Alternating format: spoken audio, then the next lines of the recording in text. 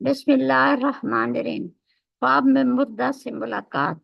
एक बात काबिल गौर है कि जिंदा शख्स कभी अपने मुर्दा अजीज को ख्वाब में देखता है, इससे बातें करके इससे हाल हालात दरियाफ्त करता है, या मुर्दा अज खुद ही कोई न कोई बात इसे बताता है। और जिंदा लोग इस मुलाकात को भी गनीमत समझकर अपने दिल को तसल्ली दे लेते हैं। मुर्दा ख्वाब में जो कहे, जो पैगाम दे, वो सच कहता है। खुश नजर आए तो खुश है, और तकलीफ में नजर आए तो तकलीफ में है। मुर्दा लोगों की रूहें अपने जिंदा अजीजों से ख्वाब में क्यों मिलते हैं और मुलाकात करते हैं? इसकी वजह यह है कि नींद मौत की बहन है। नींद में भी इंसान की वही रूह बाहर जाती है जो मौत के वक्त जाती है। हजरत अली करमुल्लाह वजह फरमाते हैं कि नींद में रूह निकल जाती है, मगर इसका मखसूस ताल्लुक बदन से बजरिया श्वार रहता है, जिससे हयात बातल नहीं होने पाती। जैसे आफताब हजारों मील से बजरिया शुआओं के जमीन को गर्म रखता है, इससे जाहिर होता है कि नींद में भी वही चीज निकलती है जब मौत में निकलती है, मगर इसका खींचना इस तरह नहीं होता जिस तरह मौत में है। कुरान पाक में सूरत अल जुमर में इरशाद फरमाया, अल्लाह खींच लेता है जाने जिस वक्त हो इनके मरने का, और जो नहीं मरे उनको खींच लेता है नींद में, फिर रख छोड़ता है जिन जिन पर मरना ठहरा दिया है, और भेज देता है औरों को एक वादा मुकर्रर तक। इस बात में पते हैं इनके लिए जो गौर करते हैं। बाज़ औक़ात ऐसा होता है कि कोई लोग नींद में ही मर जाते हैं, गोया इनकी रूह दोबारा लौट कर ना आई और रूह का बदन से ताल्लुक खत्म कर दिया गया, और इंसान की रूह को आलम बरज़ख में पहुंचा दिया गया। इस तरह नींद में बाज़ औक़ात इंसान की रूह अपने मुर्दा अजीज की रूह से मुलाकात कर लेती है, और सुबह को सबको बताता है कि रात मैंने उसको देखा। कभी इससे गुफ्तगू भी हो जाती है। पैगंबरान कराम के ख्वाब लोगों की हिदायत के लिए होते हैं, जैसा कि अल्लाह के रसूल सल्लल्लाहु अलैहि वसल्लम ने मिराज के अलावा ख्वाब में आलम बरज़ख की सैर की और बहुत से लोगों को देखा और तफसील अपनी उम्मत के सामने बयान फरमाई।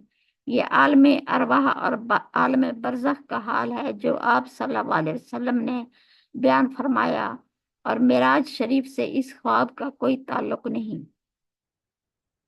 हजरत समरा बिन जंदब से रिवायत है कि नबी पाक सल्लल्लाहु अलैहि वसल्लम जिस वक्त सुबह की नमाज पढ़ लेते, अपने चेहरे के साथ हमारी तरफ मुतवज्जह होते और फरमाते, आज रात किसी ने कोई ख्वाब देखा है, बयान करे। रावी ने कहा, अगर किसी ने कोई ख्वाब देखा होता बयान करता। बस कहते, जो अल्लाह चाहता। एक दिन आप सल्लल्लाहु अलैहि वसल्लम ने हमसे पूछा, तुम में से किसी ने कोई ख्वाब देखा है? हमने कहा, नहीं। आप सल्लल्लाहु अलैहि वसल्लम ने फरमाया, आज रात मैंने ख्वाब में देखा, दो आदमी मेरे पास आए, मेरे हाथ उन्होंने पकड़े और मुझे बैतुल मुकद्दस की तरफ ले चले। अचानक मैंने देखा कि एक आदमी बैठा हुआ है और एक आदमी खड़ा है। इसके हाथ में लोहे का आंकड़ा है, वह बैठे हुए शख्स के गले में दाखिल करता है, इसको चीरता है यहाँ तक कि गुद्दी में पहुंच जाता है। फिर दूसरे कल्ले के साथ ऐसा करता है, पहला कल्ला मिल जाता है, फिर लौटता है, फिर इस तरह करने लग जाता है। मैंने कहा, ये क्या है? कहा, आगे चलिए। बस हम आगे चले, यहाँ तक कि एक ऐसे शख्स के पास पहुंचे जो सिर्फ लेटा हुआ था, और एक शख्स छोटा या बड़ा पत्थर लिए इसके पास खड़ा है और इसके साथ इसके सर को कुचल रहा है। जब इसको मारता है, पत्थर लढ़क कर जाता है और उसको लेने जाता है तो इसका सर मिल जाता है और पहले की तरह हो जाता है। वो दोबारा इसी तरह लौटता है और दोबारा इसी तरह मारता है। मैंने कहा, ये क्या है? उन्होंने कहा, आगे चलिए। हम चले, यहाँ तक एक गड्ढे के पास आए जो तनूर की तरह है। इसका ऊपर का हिस्सा तंग है, इसमें बहुत से मर्द और औरतें हैं।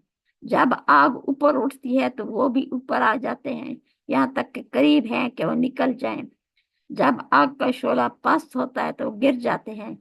मैंने कहा, ये क्या है? उन्होंने कहा, आगे चलिए। हम चले, खून की एक नहर के पास आए। नहर के दरमियान एक शख्स खड़ा है और किनारे पर एक शख्स खड़ा है। वो शख्स जो नहर में है आगे आता है, निकलने का इरादा करता है, दूसरा आदमी इसके चेहरे पर पत्थर मारता है और इसको लौटा देता है। वो इसी जगह लौट जाता है जहां होता है।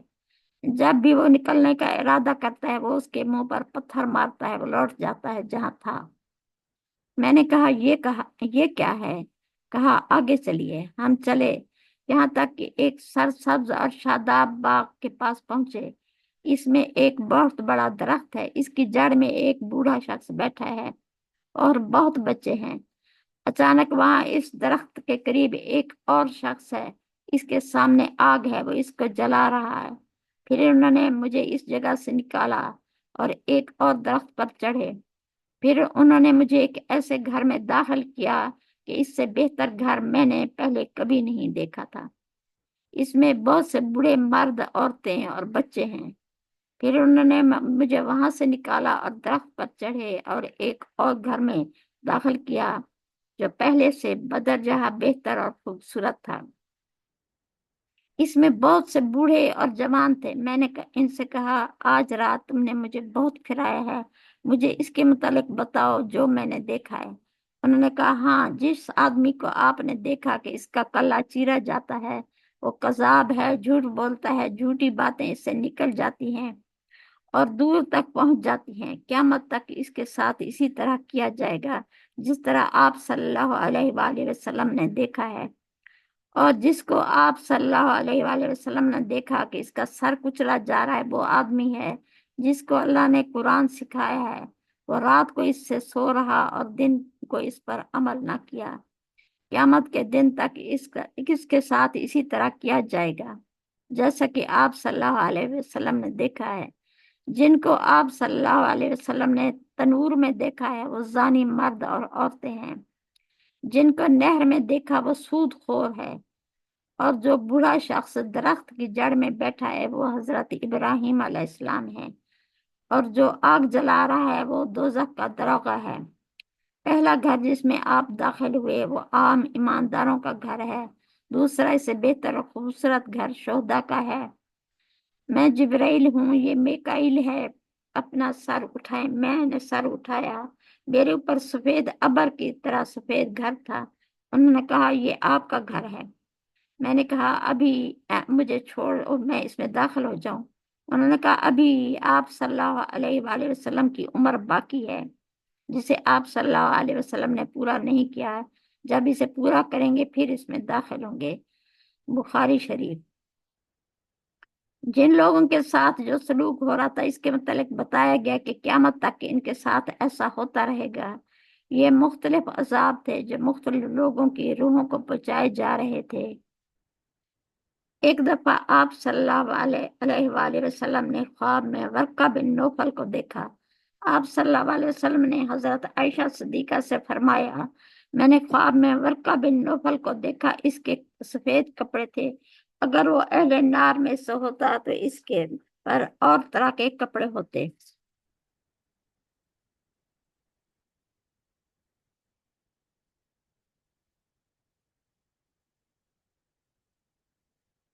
इसाल सवाब। काफिरों और मुशरिकों के लिए इसाले सवाब नहीं होता। इसाले सवाब सिर्फ मुसलमानों के लिए है। काफिरों को इनके कुफर और काफराना रस्में जो दुनिया में छोड़ गए उनकी सजा मिलती रहती है। एक मुसलमान के लिए अगरचे नेकियां वही हैं जो वो दुनिया में अंजाम दे जाता है, मगर कुछ नेक अमाल ऐसे भी हैं जो इंसान उनका अजर सवाब मरने के बाद भी मिलता रहता है। हजरत अबू हुरैरा से रिवायत है कि रसूलुल्लाह सल्लल्लाहु अलैहि वसल्लम ने फरमाया, जब आदमी मर जाता है इसके अमल का सवाब मौकूफ हो जाता है, मगर 3 अमलों का सवाब बाकी रहता है। सदका जारिया या इल्म के जिससे नफा उठाया जाए, साले औलाद जो इसके लिए दुआ करे। सही मुस्लिम शरीफ। सदका जारी ये है कि कोई दीन मदरसा बनाया या मस्जिद बनवाई या मस्जिद में कुछ खर्चा देकर हिस्सा लगाया कि इसके मरने के बाद भी लोग इससे फायदा उठाते रहें, या कुछ गरीब लोगों को रिहाइश मुहैया कर दी, या किसी को रोजगार लगवा दिया, या पानी का इंतजाम कर दिया जिससे बाद में भी लोग फायदे उठाते रहें। हर वो नेक काम सदका जारी है जो इसके मरने के बाद लोगों को फायदा पहुंचाता रहे। नेक औलाद भी इसमें शामिल है। اولاد کی اچھی تعلیم تربیت کی، انہیں اللہ کے راستے پر چلنا سکھایا۔ قرآن پاک میں یہی بات بیان ہوئی ہے، فرمایا المال والبنون زینت الحیات الدنیا والباقیات الصالحات خیر عند ربک ثوابا وخیر عملا۔ مال اور بیٹے رونق ہیں دنیا کی زندگی کی، اور باقی رہنے والی نیکیوں کا اجر بہتر ہے تیرے رب کے پاس، اور بہت اچھی ہیں امید کے لحاظ سے۔ مال اور اولاد دنیا کی رونق ہیں، مگر جو مال اللہ کی راہ میں صرف ہو اور جو اولاد نیک ہو وہ ایسے باقیات صالحات میں شامل ہے جو اجر کے لحاظ سے بہتر ہیں اور ثواب کے لحاظ سے ان سے مالک سے اچھے اجر ثواب کی امید ہے۔ یہاں باقیات صالحات میں وہ تمام چیزیں ہیں جو نیک ہوں اور انسان کی موت کے بعد دوسروں کے لیے فائدہ مند ہوں اور خود انسان کے لیے صدقہ جاریہ بن جائیں۔ زندہ لوگوں کی طرف سے استغفار مردہ لوگوں کے لیے ایک تحفہ ہے، اور جو قرآن پڑھ کر انہیں ثواب پہنچائے جائے وہ بھی ان کو پہنچا دیا جاتا ہے۔ حضرت سعد بن عبادہ سے روایت ہے کہ انہوں نے کہا، اے اللہ کے رسول صلی اللہ علیہ وآلہ وسلم، سعد فوت ہو گئی ہیں، کون سا صدقہ افضل ہے؟ آپ صلی اللہ علیہ وآلہ وسلم نے فرمایا پانی۔ اس نے ایک کنواں کھدوایا اور کہا یہ سعد کا ہے۔ ابو داؤد۔ حضرت بریدہ سے روایت ہے کہ میں نبی پاک صلی اللہ علیہ وآلہ وسلم کے پاس بیٹھا ہوا تھا، آپ صلی اللہ علیہ وسلم کے پاس ایک عورت آئی اور کہنے لگی، اے اللہ کے رسول، میں نے اپنی ماں کو ایک لونڈی بطور صدقہ دی تھی، اب وہ مر گئی ہے۔ فرمایا تیرا اجر ثابت ہو گیا، اور میراث نے اس لونڈی کو تیری طرف لوٹا دیا۔ اس نے کہا، اے اللہ کے رسول، اس پر 1 ماہ کے روزے تھے، کیا میں اس کی طرف سے روزے رکھوں؟ فرمایا تو اس کی طرف سے روزے رکھ لے۔ اس نے کہا، اس نے کبھی حج نہیں کیا تھا، کیا میں اس کی طرف سے حج کر لوں؟ فرمایا تو اس کی طرف سے حج کر لے۔ حضرت عائشہ سے روایت ہے کہ ایک آدمی نے نبی پاک صلی اللہ علیہ وآلہ وسلم سے کہا، میری ماں اچانک فوت ہو گئی، میں خیال کرتا ہوں اگر وہ کلام کرتی تو صدقہ کا حکم کرتی، اگر میں اس کی طرف سے صدقہ کروں تو کیا اس کو ثواب ہوگا؟ فرمایا ہاں، متفق علیہ۔ مردہ حق اور سچ کے گھر میں ہے، وہ غلط بیانی نہیں کر سکتا، اگر بے لباس یا میلے کپڑے پہنے یا پریشان ہے تو پریشان حال ہے، اگر اچھے لباس میں خوش خرم ہے تو خوش ہے اور ثواب کی امید رکھتا ہے۔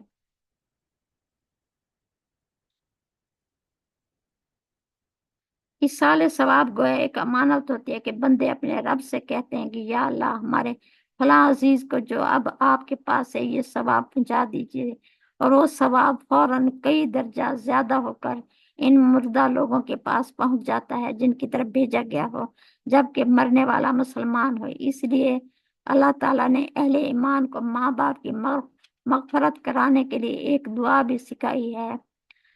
فرمایا رب ارحمہما کما ربیانی صغیرا۔ کوئی اولاد جو دنیا کی زندگی میں ماں باپ کی نافرمان رہی ہو، لیکن ان کے مرنے کے بعد جب وہ اپنے والدین کے لیے استغفار کرتی رہے تو اسے ماں باپ کے فرما برداروں میں لکھ دیا جاتا ہے۔ لیکن کافر اور مشرک رشتہ داروں کے لیے استغفار کرنے سے مسلمانوں کو منع کر دیا گیا ہے۔ انہیں نیک لوگوں کی دعاؤں میں سے کوئی حصہ نہیں ملتا بسبب ان کے کفر کے اور شرک کے، البتہ اہل ایمان کو ان کے عزیزوں اور رشتہ داروں کی دعائیں پہنچتی ہیں۔ حضور نبی پاک صلی اللہ علیہ وآلہ وسلم کبھی جنت البقیع قبرستان میں جاتے اور وہاں شہداء اور مردوں کے لیے دعائیں کرتے اور استغفار فرماتے، اور یہ کہ جمراتیں برسی اور 40واں اگرچہ سنت اور حدیث سے ثابت نہیں، لیکن مسلمانوں کو ان کا ہر قسم کے ایصال ثواب کے لیے پوچھا گیا تو حضور صلی اللہ علیہ وآلہ وسلم نے فرمایا کہ تمہارے مردوں کو مل جائے گا۔ نماز میں ہر مسلمان اپنے والدین اور تمام مسلمانوں کے لیے ربنا اغفر لی ولوالدی وللمؤمنین یوم یقوم الحساب کہہ کر مغفرت کی دعا کرتا ہے۔ قرآن پاک نے استغفار اور رحم کرنے کی دعا اپنے والدین کے لیے از خود سکھائی اور کسی قسم کے ایصال ثواب سے منع نہیں کیا۔ اور جب مسلمان نے روزوں حج بدل کے متعلق دریافت کیا تو فرمایا کہ اجر ثواب ان کے مردہ عزیزوں کو مل جائے گا۔ قرض کے متعلق بھی حکم ہے کہ پہلے قرض ادا کیا جائے، پھر مرضے کی وراثت تقسیم کی جائے۔ حدیث پاک میں اس طرح بیان ہوا کہ رسول اللہ صلی اللہ علیہ وسلم نے فرمایا، اللہ تعالیٰ نیک آدمی کے لیے جنت میں اس کا درجہ بلند کرتا ہے۔ بندہ کہتا ہے، اے اللہ، یہ درجہ مجھے کہاں سے ملا؟ اللہ فرماتا ہے، یہ درجہ تیرے بیٹے کے استغفار کرنے کے سبب تجھے ملا۔ حضرت عبداللہ بن عباس سے روایت ہے کہ رسول اللہ صلی اللہ علیہ وسلم نے فرمایا، قبر میں مردہ ڈوبنے اور فریاد کرنے والے کی طرح ہوتا ہے۔ وہ دعا کا منتظر ہوتا ہے کہ اس کے ماں باپ کی طرف سے پہنچے یا بھائی یا دوست کی طرف سے۔ جب اس کے پاس دعا پہنچتی ہے تو یہ دعا اس کو دنیا مافیا سے بہتر اور پیاری ہوتی ہے، اور اللہ قبر والوں کو زمین والوں کی دعائیں پہاڑوں کی طرح پہنچاتا ہے بڑھا کر۔ مردوں کی طرف زندوں کا تحفہ استغفار کرنا ہے۔ اب جب کہ یہ ثابت ہو گیا کہ اللہ تعالیٰ زندہ لوگوں کی دعائیں مردہ لوگوں کی طرف اضافہ کر کے پہنچایا تھا، اس سے ثابت ہو گیا کہ ہر قسم کا ثواب مردوں کو پہنچ جاتا ہے اور ہر وقت پہنچ سکتا ہے۔ مردہ عزیزوں کا قرض اتارنا اور ان سے وصیت میں زندگی میں کسی کی حال تلفی ہوئی تو اس کا ازالہ کرنا بھی ضروری ہے، اور ان کے درجات کی بلندی اور بعد میں استغفار کرنا، ان کے درجات کی بلندی اور ہر قسم کے ایصال ثواب کے متعلق مطمئن رہنا چاہیے کہ ان کو مل جاتا ہے، کیونکہ اللہ تعالیٰ کسی بہانے کسی کی امانت میں خیانت نہیں کرتا کہ یہ شریعت کے مطابق اس نے کام کیا یا نہیں۔ شریعت 40واں 20واں جو بھی ہے، اللہ تعالیٰ کسی بہانے کسی کی امانت میں خیانت نہیں کرتا۔ الحمدللہ رب العالمین۔